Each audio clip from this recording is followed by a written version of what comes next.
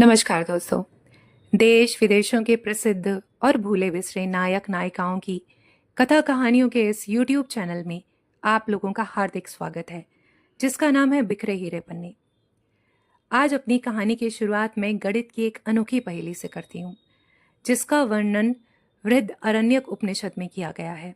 इसके अनुसार पूर्णमदः पूर्णमिदं पूर्णात् पूर्णमुदच्यते पूर्णस्य पूर्णमादाय पूर्णमेवावशिष्यते, जिसका अर्थ है यह भी पूर्ण है, वह भी पूर्ण है, पूर्ण से पूर्ण प्रकट होता है और जो शेष बचता है वह भी पूर्ण है। इस पहेली का हल तो ब्रह्मज्ञानियों के पास ही है। इस अद्भुत गणित की चर्चा हम कभी और करेंगे। आज तो साधारण गणित की ही बात करते हैं।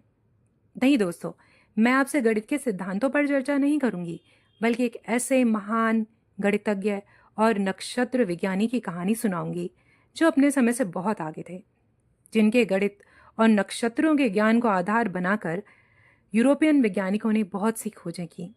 यही नहीं, आज भारत में जो ज्योतिष विद्या प्रचलित है उसके आधार महान ज्योतिष शास्त्री भास्कराचार्य जी हैं, जो 1114 ईस्वी में उत्तर भारत के विजयपुर नामक स्थान पर पैदा हुए और अपनी प्रखर बुद्धि के कारण उज्जैन के गणित केंद्र और नक्षत्र विज्ञान शाला के प्रमुख रहे।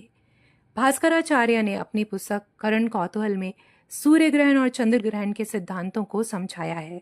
यही नहीं, समस्त अंतरिक्ष में व्याप्त उस आकर्षण बल की भी व्याख्या की है, जिसके कारण ग्रह नक्षत्र अपनी अपनी जगह टिके हुए हैं।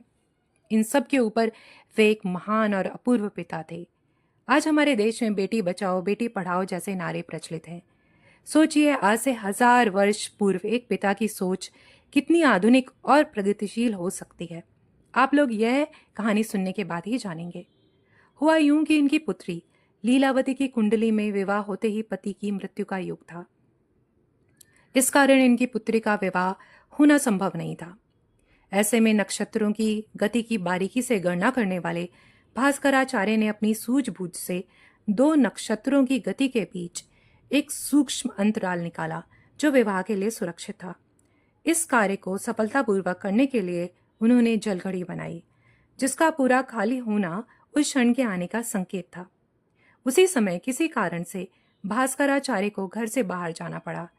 ऐसे में अपनी पुत्री लीलावती को उन्होंने यह कार्य सौंपा कि जब पानी समाप्त होने को हो तब तुम विवाह विधि के आरंभ होने का संकेत देना।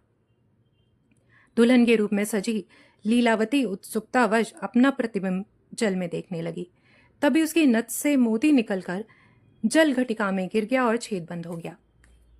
काफी देर होने पर भास्कराचार्य ने स्वयं आकर जांचा तो पाया कि वह घड़ी बीते बहुत देर हो चुकी है। उनकी आंखों के आगे घोर अंधेरा छा गया, पर स्वयं को संभालते हुए उस महान ज्ञानी ने अपनी निराश और दुखी बेटी को समझाते हुए कहा, पुत्री, मनुष्य इसी कारण विवाह करता है कि वह अपनी बढ़ती संतति के रूप में हमेशा के लिए अमर हो जाएगा। आज मैं तुम्हें ऐसी विद्या सिखाऊंगा कि तुम भी इस ज्ञान के रूप में सदा के लिए अमर हो जाओगे। फिर उन्होंने लीलावती को ग्रह नक्षत्रों की गणना करने वाले विज्ञान की दुर्लभ शिक्षा दी, जो उनके ग्रंथ लीलावती संकलन में हमेशा के लिए अमर हो गई, और उसके साथ ही लीलावती का नाम भी हमेशा के लिए अमर हो गया। यह ज्ञान आगे बढ़ता ही रहा। 1787 में फैजी ने लीलावती संकलन का फारसी में अनुवाद किया। 1817 में हेनरी थॉमस ब्रूक नामक यूरोपीय विद्वान ने लीलावती संकलन का अनुवाद अंग्रेजी में किया। भास्कराचार्य ने यूरोपीय वैज्ञानिकों के सामने महत्वपूर्ण खोजों का रास्ता प्रशस्त किया। न्यूटन के गुरुत्वाकर्षण के नियम में भास्कराचार्य के ज्ञान की स्पष्ट झलक देखने को मिलती है। दोस्तों, भास्कराचार्य सिर्फ एक उत्कृष्ट कोटि के गणितज्ञ और नक्षत्र विज्ञानी ही नहीं थे, बल्कि एक ऐसे महान पिता थे जिन्होंने अपनी बेटी के भाग्य में लिखे अभिशाप को वरदान में बदल दिया। आज के पिताओं को भी भास्कराचार्य जैसे दृष्टिकोण की जरूरत है, जो न सिर्फ अपनी बेटी को उच्चतम शिक्षा दिलवाएं, बल्कि उन्हें ये भी सिखाएं कि जीवन की चुनौतियों को सुअवसरों में कैसे बदला जाता है।